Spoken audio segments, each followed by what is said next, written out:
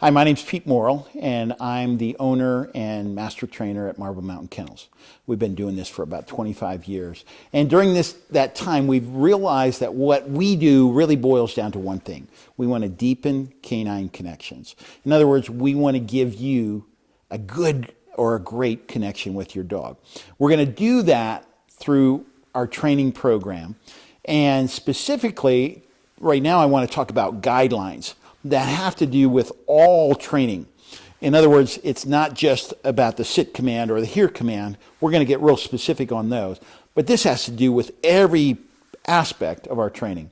First of all, a timely positive or negative reinforcement is key to good training. It's the foundation of training. Positive reinforcement is when the puppy is doing something favorable, you want to give it pleasure. We're going to give it pleasure in terms of praise. We're going to give it pleasure in terms of comfort. We're going to give it pleasure in terms of being with us. We're going to give it pleasure in terms of food. Those are all positive reinforcements when the puppy is moving towards obedience. And so whenever your puppy is moving towards obedience, pleasure. And the converse is true. Whenever your puppy is moving away from obedience or towards disobedience, we want to give it a negative reinforcement. What is that negative reinforcement? The simplest is just ignoring it. Another one is to growl. We use a lot of growling because we want to speak the language that the puppy understands. The third is we might give a little tug on the puppy. The fourth is we may relocate the puppy. If he jumped off of his pillow, then we may pick him up and put him back.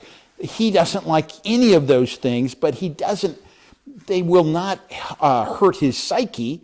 They will just slow him down in terms of his bad behavior. So mild negative reinforcement and mild positive reinforcement that's timely is going to be a foundation to every command we give.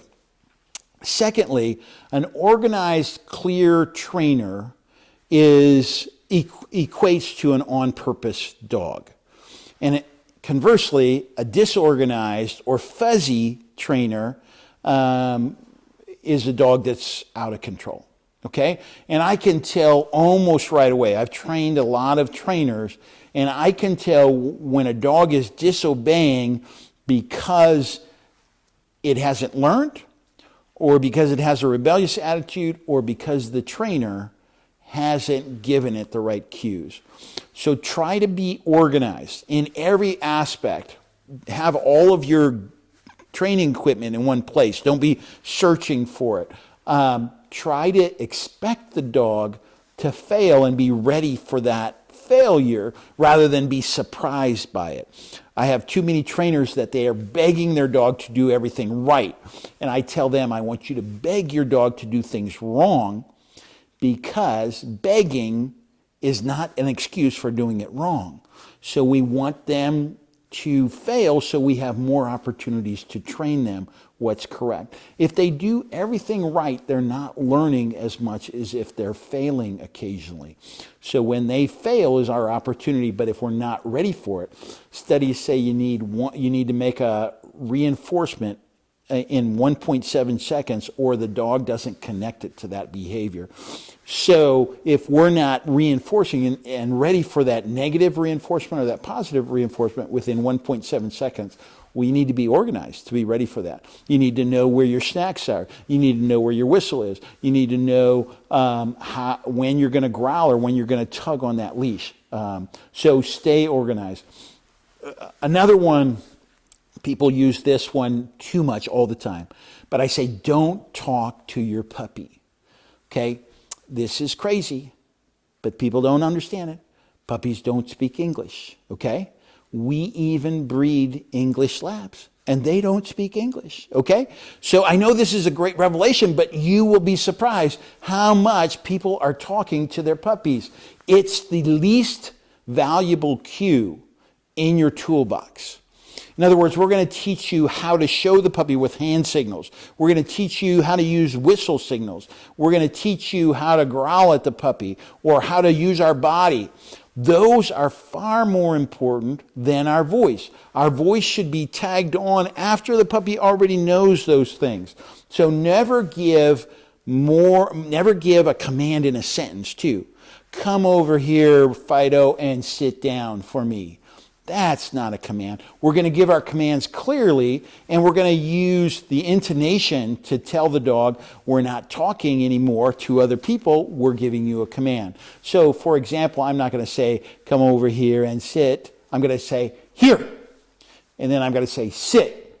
Okay, very clear command, and they know it's a command by the intonation in my voice. And it's really not that important what I say, it's more important how I say it. And if you notice, when I said here, I put my hand down, and when I went sit, I put my hand up, because instantly I know that the dog responds more to my hand and my body than he does to my voice. So let's remember, we don't need to talk to dogs, and we never want to give a command more than once. Or here's what I say is we never give a command twice without a positive or negative reinforcement. In other words, if I ask the dog to come here and he doesn't come, then I need to go over, if I don't have my leash in, or his leash in my hand, I need to go over, grab his leash, and work him to come over with negative reinforcement. Or I need to show him that I've got food in my hand. And you're going to get, if you come and you follow this command, you're going to get paid off. And you're going to see me use a lot of positive and a lot of negative reinforcement. We're going to try to do 80% to 20%, 80% positive and 20% negative. But you're going to see we do it so often that it doesn't really matter. We're watching the personality of the dog. If the personality of the dog allows us to give a little bit more negative reinforcement, then we're going to give negative reinforcement. If the personality of the dog requires that we give more positive, we're going to adapt to that. When you get your puppy from us, we're going to tell you this dog has what we call a fairly hard personality. That means he can take a little bit of negative reinforcement. It doesn't get him mopey. Where we might say this dog's a little soft. And a soft dog, you need to use more positive reinforcement. And our trainers are, one of the very first things I do with trainers is say, tell me what kind of dog this is that you're training. Is it a hard dog or is it a soft dog? Is it an excited dog or a reserved dog? Is it a dog that we need to rein in, isn't very focused, or is it a dog that is fairly focused? And the more they can identify what kind of dog they're working with, the better they can use their tool belt. And that's really what the training process is about. I'm going to give you tools. You maybe have tools from your past. Maybe some neighbor is going to give you another tool. Realize as long as the tool that you're putting in your tool belt doesn't conflict with another tool that we've used, then it's just another tool. And the more tools you have, the better the trainer you are. But don't use so many tools that you confuse the dog. Only use the tools that are needed to teach your dog to respond in that situation. That's what deepening canine connections and our guidelines for our training program are all about. That's good stuff.